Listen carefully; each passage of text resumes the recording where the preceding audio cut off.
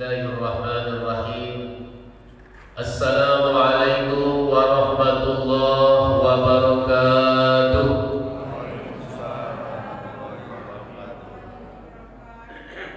Innal hamdalillah alladzi nahmaduhu wa nasta'inuhu wa nastaghfiruh wa na'udzu billahi min shururi anfusina wa min sayyiati a'malina.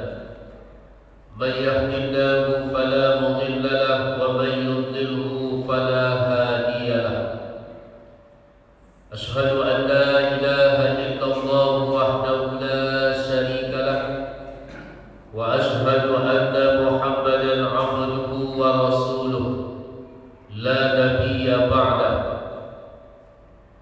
رضينا بالله ربا وبالإسلام دينا وبمحمد نبيا ورسولا اللهم علمنا ما ينفعنا وانفعنا بما علمتنا اللهم زدنا علما نافعا سبحانك لا علم لنا إلا ما علمتنا إنك أنت العليم الحكيم.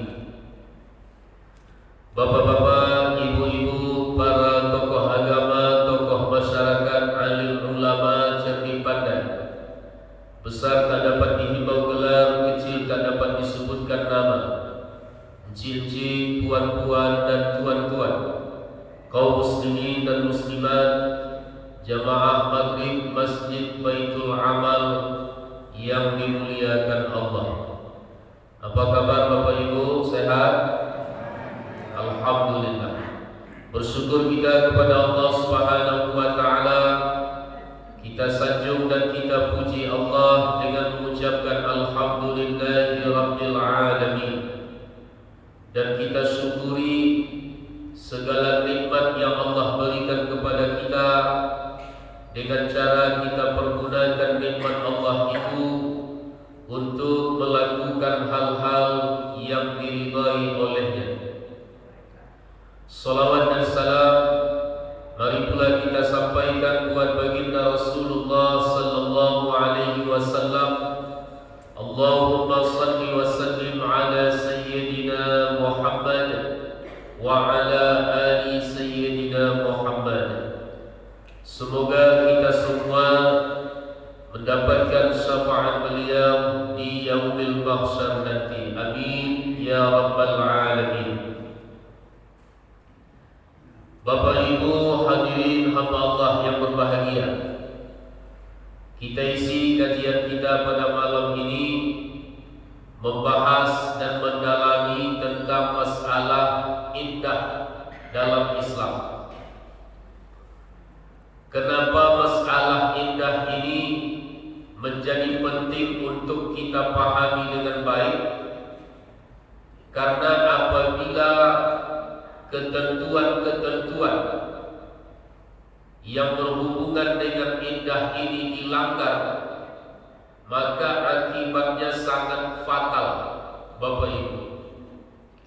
Seperti apabila seorang perempuan masih dalam masa indah atau indahnya belum habis, lalu dia melaksanakan nikah dengan seorang laki-laki, maka nikahnya itu tidak sah secara hukum.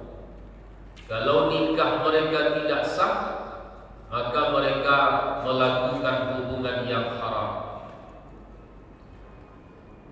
Dan banyak kasus terjadi di zaman kita, ya karena ketidaktahuannya tentang itu. Bapak Ibu rahimakumullah, indah ini muncul ketika terjadi perceraian antara suami istri, baik cerai hidup ataupun cerai mati. Istri yang ditinggal wafat oleh suaminya.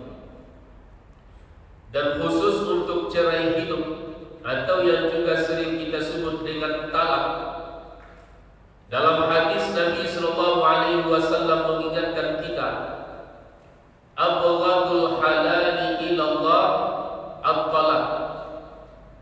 Sesuatu yang halal yang paling dibenci oleh Allah Subhanahu wa taala adalah talak atau bercerai. Jadi bercerai dalam Islam itu halal, boleh, namun Allah sangat benci. Kenapa bercerai dalam Islam itu halal atau boleh, Bapak Ibu? Karena seluruh ajaran Islam itu sejalan dengan fitrah kemanusiaan. Seandainya bercerai dalam Islam tak boleh, lalu bagaimana dengan pasangan atau rumah tangga yang katanya tak ada lagi kecocokan? Apakah harus dilanjutkan terus? Tidak.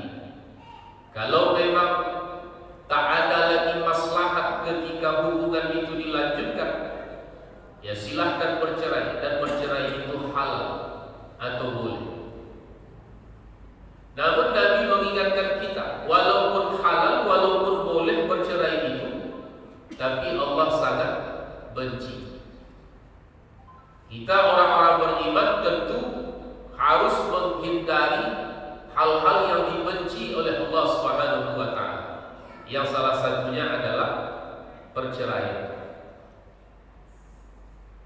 Dan ini juga artinya jangan gara-gara hal yang kecil berujung kepada perceraian. Cerai itu hendaknya hanya sebagai jalan terakhir. Tak ada lagi cara lain kecuali bercerai. Sudah ditempuh langkah-langkah yang lain, tapi tak juga mencapai tujuan yang diharapkan. Nah, maka apa boleh buat? Silakan. Nah, jadi jangan gara-gara hal kecil, hal-hal sepele, lalu berujung kepada perceraian. Hanya gara-gara masakan istri asin, Pak, langsung diceraikan istri. Nah, ini kan terlalu ya. Atau sebaliknya, hanya gara-gara handphone suami tak aktif seharian, langsung istri menggugat ke pengadilan agama. Terlalu cepat. Ya, Bapak Ibu rahimakumullah. Setelah terjadi perceraian antara suami istri, baik cerai hidup ataupun cerai mati, maka muncullah iddah bagi perempuan yang baru saja bercerai dari suaminya. Lalu apa sebenarnya iddah itu? Kalau kita lihat dari segi bahasa, iddah adalah bahasa Arab terambil dari kata adadun, di mana makna asal dari iddah ini adalah hitungan atau bilangan. Itu makna asal dari iddah. Adapun yang dimaksud iddah dalam istilah syarah, dalam kajian fikih, iddah itu adalah masa menunggu bagi seorang perempuan setelah dia bercerai dari suaminya, baik cerai hidup ataupun cerai mati.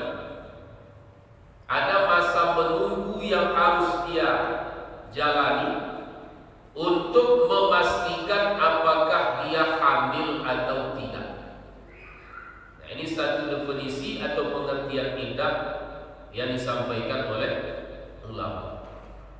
Jadi yang beriddah itu hanya perempuan, laki-laki tidak ada beriddah. Andaikan ada laki-laki malam hari bercerai dia dari istri, besok pagi jam 8 pagi ijab kabul bapak itu dengan yang baru, sah atau tidak? Sah. Semangat bapak-bapak menjawab sah. Dan memang begitu secara hukum, sah, ya kan? Karena laki-laki tidak beriddah. Namun sebaliknya, seandainya ada perempuan bercerai di malam hari, besok pagi ijab kabul perempuan itu dengan yang baru, secara umum tidak sah, walaupun nanti ada memang perempuan yang tidak beriddah setelah bercerai. Nah, namun pada kebanyakan mereka beriddah.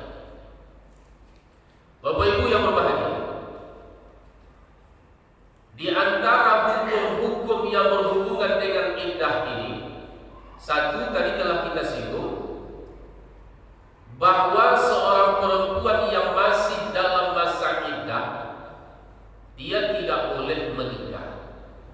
Kalau tetap juga menikah, maka nikahnya tidak sah.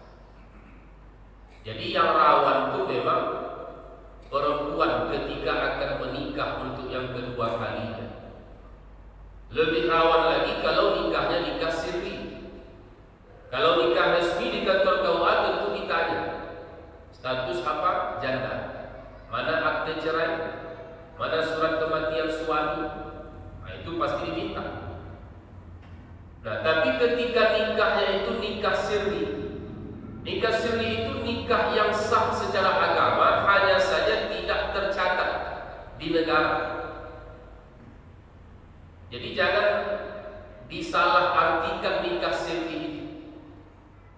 Tetap harus dipenuhi segala syarat dan rukun nikah untuk nikah sirri. Yang paling banyak salah paham tentang wali nikah, Bapak Ibu. Siapa yang berhak menjadi wali nikah itu ada urutannya. Siapa yang menikahkan kalian? Wali hakim, Pak Ustaz. Siapa wali hakimnya? Ada kenalan abang Ustaz. Itulah menikahkan sebagai wali hakim. Tak ada hubungan apa-apa. Wali hakim itu bukan sesuka kita memilih siapa yang menjadi wali hakim. Salah. Wali hakim itu dari pemerintah yang sah. Pak Presiden punya menteri dalam urusan agama. Lanjut ke setiap provinsi ada Pak Kanwil Kemenang. Setiap kabupaten kota ada Pak Kemenang kota, sampai ke tingkat yang paling bawah, kepala kantor urusan agama. Nah, itulah yang menjadi wali hakim. Maka selalu kepala KUA itu laki-laki, tak ada perempuan, karena dia akan menjadi wali bagi perempuan yang tidak ada wali baginya. As-Sultan waliyun liman la waliyalaha. Sultan, raja, pemerintah adalah wali bagi perempuan yang tak ada wali baginya. Nah, ketika nikahnya nikah sirri, perempuan ini mengaku janda. Nah, tentu yang ditanya hanya pengakuannya saja. Status apa? Janda. Sudah bercerai dari suami yang sebelumnya? Sudah. Sudah habis masa iddah? Sudah. Kalaulah pengakuannya itu dusta, ini akibatnya fatal. Tetap juga menikah dia, nikahnya tidak sah. Tetap juga lanjut berhubungan, haram, zina. Nauzubillah. Parahnya lagi Bapak Ibu, perempuan ini ternyata bukan dalam masa iddah, tapi masih sah sebagai istri orang. Belum jelas status cerainya dari suami yang sebelumnya. Bercerai ini tak boleh main anggap-anggap saja. Harus jelas, harus pasti. Maka kadang ada hubungan yang tak jelas. Ini tak boleh dibiarkan lama-lama. Dan tak boleh main dianggap saja oleh perempuan itu sudah bercerai. Karena dia sudah pergi sekian lama di Pak Ustaz suami saya. Dan dia tak ada memberikan nafkah. Tentu kan sudah bercerai. Bunyi siwat taklif yang diucapkan oleh suami setelah ijab kabul, apabila saya meninggalkan istri saya dalam waktu sekian, tak memberikan nafkah kepadanya. Lalu kata kuncinya apa setelah itu? Istri saya mengadukan halnya ke pengadilan agama, lalu diterima oleh pengadilan. Nah, bla bla bla bla, sampailah pada akhirnya nanti pengadilan berhak untuk menjatuhkan talak. Nah, jadi proses ini, langkah-langkah ini harus dilakukan, dilalui oleh istri. Tak boleh main anggap-anggap saja. Nah, ini Bapak Ibu, ini yang pertama, bahwa perempuan yang dalam masa iddah dia tidak boleh menikah. Yang kedua, hukum yang berkaitan dengan iddah, bahwa perempuan yang masih dalam masa iddah, kalau suami yang menjatuhkan talak itu talaknya masih talak raj'i,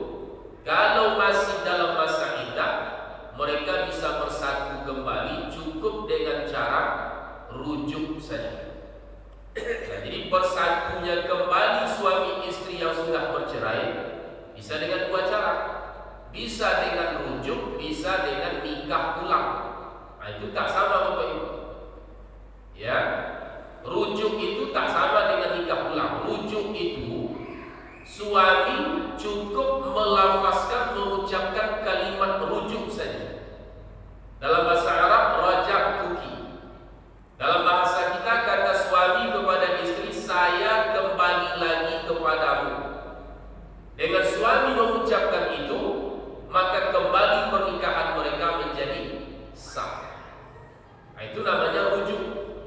Tak perlu ada wali, tak perlu ada mahar, tak perlu ada ijab kabul dan seterusnya. Nah, itu rujuk. Syaratnya rujuk itu bisa dilakukan dalam masa iddah dan talaknya masih talak 1 atau 2. Kalau masa iddah sudah habis, talaknya masih talak 1 atau 2, tapi masa iddah sudah habis, mereka ingin bersatu lagi, bisa? Bisa. Tapi tidak dengan cara rujuk, dengan cara nikah ulang. Nah, nikah harus dipenuhi segala syarat dan rukun. Harus ada wali nikah, ada mahar, ada 2 orang saksi yang adil, ada ijab kabul. Nikah. Nah, lain halnya kalau talaknya talak bain. Talak bain, talak 3. Istri yang telah ditalak 3 oleh suami, walaupun dalam masa iddah, tak ada ruang untuk rujuk. Tak berlaku rujuk untuk talak 3. Bisakah suami yang telah menjatuhkan talak 3 ini bersatu lagi dengan mantan istrinya itu? Bisa, tapi syaratnya berat. Apa syaratnya? Suami menjatuhkan talak 3, tunggu masa iddahnya habis. Setelah habis masa iddahnya, mantan istri harus menikah dengan laki-laki lain. Tak boleh nikah rekayasa. Tak boleh dia bayar orang suruh menikahi mantan istrinya dengan perjanjian sekian lama nanti ceraikan. Tak boleh. Harus nikah seperti lazimnya orang-orang menikah. Maaf cakap, dirincikan lagi oleh ulama, syaratnya mereka harus pernah berhubungan. Nah, oleh suami pertama, tunggulah orang yang bercerai. Lalu kata suami pertama, kalau orang itu tak cerai-cerai macam mana Pak Ustaz? Makin tahun makin mesra ya Pak. Kalau bapak masih menunggu, tunggu terus Pak. Tak boleh bapak paksa, tak boleh bapak ancam, tak boleh bapak bunuh lagi-lagi. Tunggu terus. Jadi kalau ibu-ibu menganggap enak laki-laki ini ya Pak Ustaz, dia bisa menjatuhkan talak kapan saja, bisa pula rujuk sesukanya. Tidak sesederhana itu. Ketika suami main-main dengan talaknya sampai pada talak 3, timbul penyesalan, ingin bersatu lagi, itu syarat harus dipenuhi. Maka talak ini, terutama talak sharih Bapak Ibu, itu tak boleh dijadikan gurau-gurauan, bahan candaan, gertak-gertak, tak boleh. Ya, kalau yang diucapkan oleh suami itu kalimat sharih, talak, cerai, pisah, maka itu langsung jatuh talak.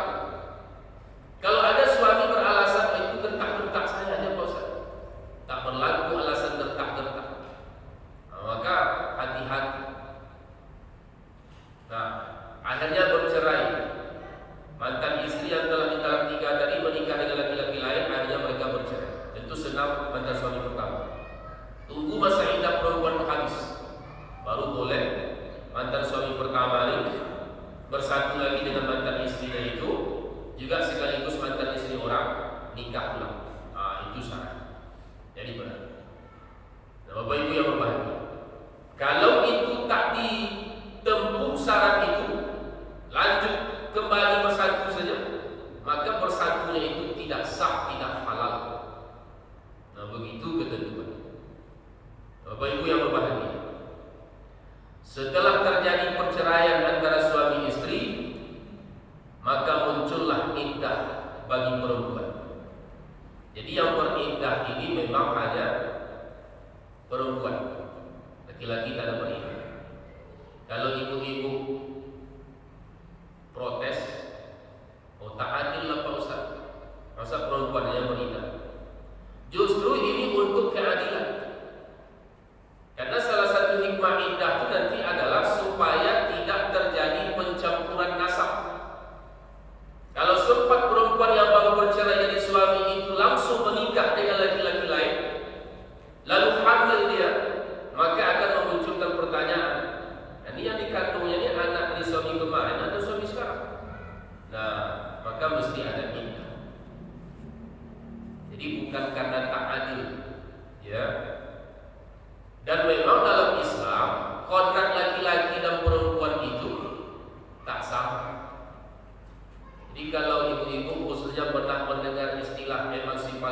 wanita. Wanita menuntut diperlakukan sama seperti laki-laki. Jangan kebablasan. Dalam Islam tidak dalam semua hal laki-laki dan perempuan itu bisa disamakan. Ya, jadi salah satu tujuan iddah itu untuk memastikan apakah perempuan itu hamil atau tidak. Nah, yang hamil itu laki-laki atau perempuan? Perempuan. Yang punya rahim laki-laki atau perempuan? Perempuan. Yang hamil perempuan. Bapak-bapak tak ada yang hamil. Macam orang hamil mungkin ada, tapi tak hamil bapak. Macam sendiri. Ya. Nah, jadi bapak ibu yang berbahagia. Jadi kodrat laki-laki dan perempuan tidak sama. Ibu-ibu khususnya kemarin waktu 17-an ada mungkin yang ikut lomba, macam-macam lomba. Ada lomba tarik tambang, ada lomba makan kerupuk, ada lomba giling lado, ya. Tapi saya berharap tak ada kemarin ibu-ibu yang ikut lomba panjat batang pinang. Ada bu? Itu tak sesuai dengan kodrat ibu sebagai seorang perempuan. Nah itulah beda kodrat. Nah bapak ibu yang berbahagia, dijelaskan oleh ulama dalam mazhab Syafi'i macam-macam lamanya masa iddah cerai. Satu, istri yang bercerai dari suami, cerai hidup. Mereka sudah pernah melakukan hubungan suami istri, dan ketika bercerai itu istri masih normal haidnya, masih produktif. Masa iddahnya adalah selama 3 kali kuruk. 3 kali kuruk berarti 3 kali suci. Berdasarkan firman Allah dalam surat Al-Baqarah ayat 228. 3 kali suci setelah dicerai oleh suami, lalu istri itu haid. Setelah haid suci dia, 1 kuruk namanya. Bulan depan haid lagi dia, habis itu suci dia, 2 kuruk namanya. Sampai 3 kali kuruk baru habis iddah. Samakah itu dengan 3 bulan Pak Ustaz? Tidak sama.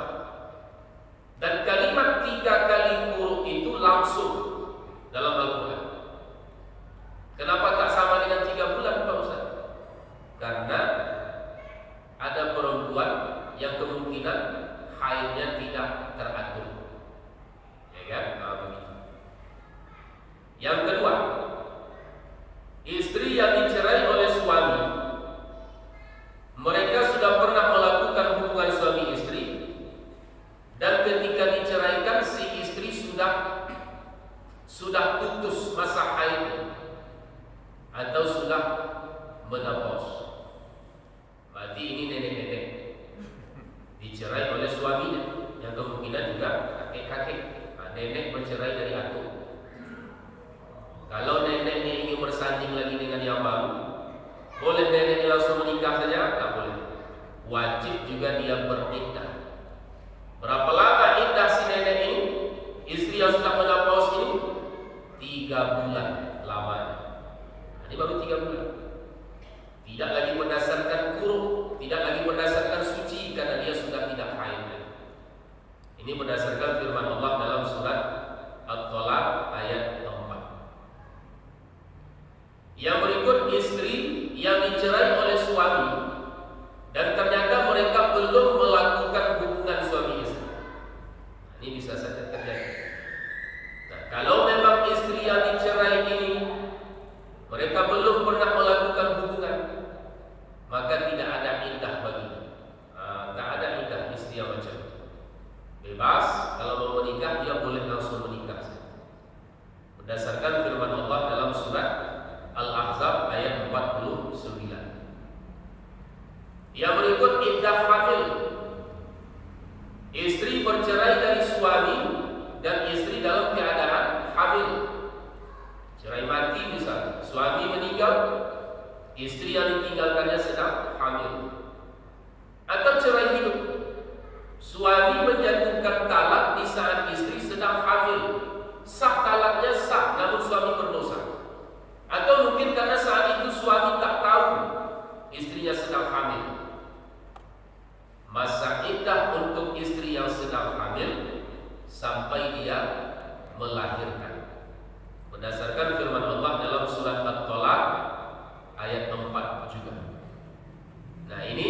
bisa lama, bisa sebentar, tergantung usia kandungan. Bapak Ibu rahimakumullah, berikutnya adalah iddah wafat. Istri yang ditinggal wafat oleh suaminya meninggal. Jika seorang perempuan yang suaminya meninggal dunia, maka dia wajib beriddah selama 4 bulan 10 hari. Ini yang paling lama Bapak. Istri yang ditinggal wafat oleh suami, masa iddah istri itu selama 4 bulan 10 hari. Berdasarkan firman Allah dalam surat Al-Baqarah ayat 234. Walladzina yutawaffawna minkum wa yazaruna azwaja yatarabbasna bi anfusihinna arba'ata ashhurin wa 'ashra.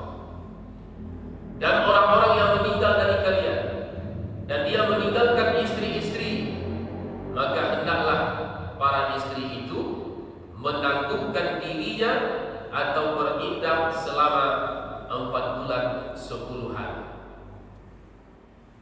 Dan khusus bagi istri yang ditinggal wafat oleh suami ini, masa iddah 4 bulan 10 hari itu juga bagi dia sebagai masa ihdad. Masa ihdad artinya masa berduka, masa berkabung. Ada hal-hal yang tak boleh dilakukan oleh istri selama dalam masa berihdad, berkabung. Seperti dia tak boleh keluar rumah kecuali untuk hal-hal yang penting. Ya, kalau hal yang tak penting, yang tak patut, tak boleh. Tak boleh dia keluar rumah pergi cuci mata katanya kan, pergi mejeng-mejeng, ya tak boleh. Kemudian dia tak boleh berhias, berdandan, bersolek yang tujuannya untuk mencari perhatian laki-laki, terpesona, tak boleh dalam masa berihdad 4 bulan 10 hari. Dalam sebuah hadis Nabi katakan kita boleh berduka berkabung atas meninggalnya keluarga itu paling lama 3 hari. Tapi beda istri yang meninggal suami, masa berkabungnya 4 bulan 10 hari. Ini menunjukkan bahwa hubungan suami istri ini bukan hubungan biasa. Hubungan yang sebelumnya haram lalu diikat dengan akad, ya, menjadi halal. Nah, itu hubungan yang luar biasa. Nah, yang berikut Bapak Ibu adalah iddah bagi istri yang suaminya hilang suaminya, tak kemana pergi, ya kan, tak ada berita, tak diketahui keberadaannya. Ini bisa saja terjadi. Seperti katanya kasus Bang Toib tidak pulang-pulang, ya kan? Jadi suaminya tak pulang-pulang, hilang, tak diketahui keberadaannya. Hilang yang dimaksud di sini adalah kepergian yang tidak diketahui keberadaannya. Apakah suaminya masih hidup atau sudah meninggal dunia? Allahu a'lam. Atau dia hilang dalam kebinasaan, atau hilang akibat peperangan, atau karena tenggelam dan lain sebagainya. Berdasarkan riwayat yang disampaikan oleh Umar radhiyallahu anhu, istri yang suaminya hilang seperti ini, dia menunggu selama 4 tahun. Setelah 4 tahun beriddah dia selama 4 bulan 10 hari. Berarti total berapa tuh? 4 tahun 4 bulan 10 hari. Ada ibu-ibu yang bilang, "Oh, itu Pak Ustaz." Suami yang hilang memang begitu. Tapi kalau ada yang merasa lama, mungkin suaminya tidak hilang tapi diusir. Kalau diusir lain kasus. Ada juga yang bilang, "Suami saya hilang dari rumah Pak Ustaz, tapi saya tahu di mana sekarang Pak Ustaz, bersama perempuan lain." Kalau ibu tahu dia di mana, berarti tidak hilang namanya. Yang hilang itu yang tidak diketahui keberadaannya. Nah, setelah 4 tahun 4 bulan 10 hari menikah si istri ini dengan laki-laki lain, pada tahun kelima muncul suami yang hilang, pulang motor itu. Nah, ini bagaimana nih Pak Ustaz? Ya, maka secara hukum dengan Bang Toib ini sudah dianggap bercerai. Ya, suami yang baru muncul. Dan nikahnya si istri itu dengan laki-laki yang sekarang itu sah. Nah, jadi tentang masa iddah ini Bapak Ibu dapat kita simpulkan, istri yang dicerai oleh suami dan istri masih normal haidnya, masa iddahnya 3 kali suci. Yang berikut, istri yang dicerai oleh suami tapi istri saat dicerai sudah terputus haidnya atau sudah menopause, masa iddahnya 3 bulan. Istri yang dicerai oleh suami tapi mereka belum pernah melakukan hubungan suami istri, maka tidak ada iddah baginya. Istri yang suaminya meninggal, masa iddahnya selama 4 bulan 10 hari. Istri yang suaminya hilang, istri yang sedang hamil, masa iddahnya sampai dia melahirkan. Istri yang suaminya hilang menunggu selama 4 tahun dan beriddah dia selama 4 bulan 10 hari. Hikmah wajibnya iddah. Kenapa harus ada iddah? Tadi telah kita singgung. Satu, supaya tidak terjadi pencampuran nasab. Nasab itu tak boleh bercampur aduk Bapak Ibu. Dan nasab itu tak boleh ditukar di rumah. Tak boleh. Apapun alasan. Karena banyak hukum dalam Islam ini patokannya nasab. Saya halal mengambil harta, sebagian harta yang ditinggalkan oleh yang meninggal ini. Kenapa? Kenapa halal bagi saya? Karena yang meninggal itu ayah saya. Nasab. Saya tak boleh menikah dengan perempuan ini. Patokannya apa? Nasab, silsilah keturunan. Ya. Saya boleh menghalalkan laki-laki dan perempuan ini. Saya wali nikah. Kenapa? Nasab patokan. Nah, jadi nasab ini tak boleh dicampur aduk, tak boleh bercampur aduk, tak boleh ditukar diganti. Termasuk kita yang mengangkat anak angkat. Anak angkat nasabnya tak boleh dinisbahkan kepada ayah angkat, tetap dinisbahkan kepada ayah kandung. Nah, itu satu hal yang banyak terlanggar. Mengangkat anak dalam Islam boleh, tak bandi namanya. Tapi nasabnya tak boleh diganti. Dua, masa iddah itu hikmahnya suami bisa berpikir apakah keputusan menceraikan itu sudah tepat atau tidak. Kalau ada penyesalan, bisa dalam masa iddah itu rujuk. Terakhir, khusus bagi istri yang suaminya meninggal, masa iddah itu juga bagi dia sebagai masa untuk menenangkan diri secara psikologis. Nah, itulah diantara hikmah adanya iddah dalam syariat Islam. Inilah yang harus kita pahami dan kita pedomani. Kita berikan pemahaman kepada yang belum paham, karena fatal akibatnya ketika ini terlanggar. Mudah-mudahan bermanfaat, menjadi pedoman bagi kita. Terima kasih. Mohon maaf. Billahi taufiq wal hidayah wal ridha wal hidayah. Wassalam.